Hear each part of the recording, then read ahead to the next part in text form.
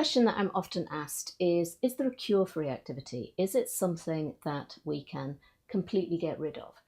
And I get it. The desire to make it better, the desire to fix things, the desire to stop that embarrassing behaviour. But I think it's the wrong question.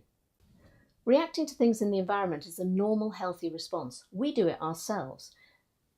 We may think we don't, but I can guarantee that if you were under threat, if somebody attacked you suddenly, or if somebody came out of somewhere with a gun, you would react. You might fight, you might flee, you might freeze, but you would react. And the same is true of our dogs. They are simply reacting to things that they consider threatening in the environment.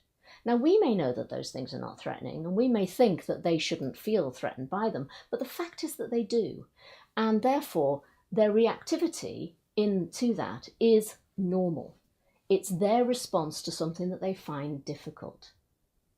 And the problem with thinking about having a cure for reactivity is that it makes us think, well, we just want to stop the reactivity. So it shifts us away from thinking about the root cause to thinking about, well, what does not being reactive look like? And that might just be not barking or not lunging. And so the focus shifts from the underlying response that the dog has to just having a visible response, which isn't the embarrassing thing that we don't like. And there are lots of techniques out there that will actually do that. They will use some sort of aversive to shock or surprise your dog so that they don't react. And they'll say the dog is cured. But their dog is not cured because it has done nothing to address the underlying emotional state of the dog.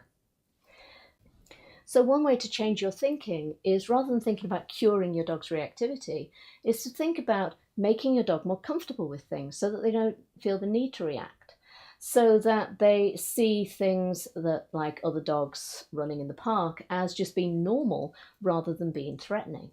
So it's a different way of thinking about it. The focus is on what it is that is making your dog feel uncomfortable rather than the symptom of that, which is the reactivity.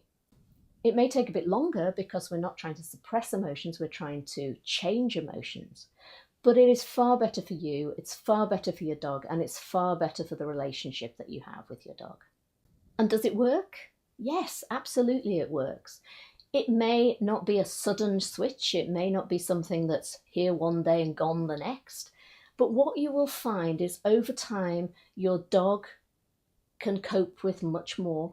Your dog's reactions become much less and their recovery is much quicker. And then suddenly you'll find that they're not reacting to things that previously they did react to.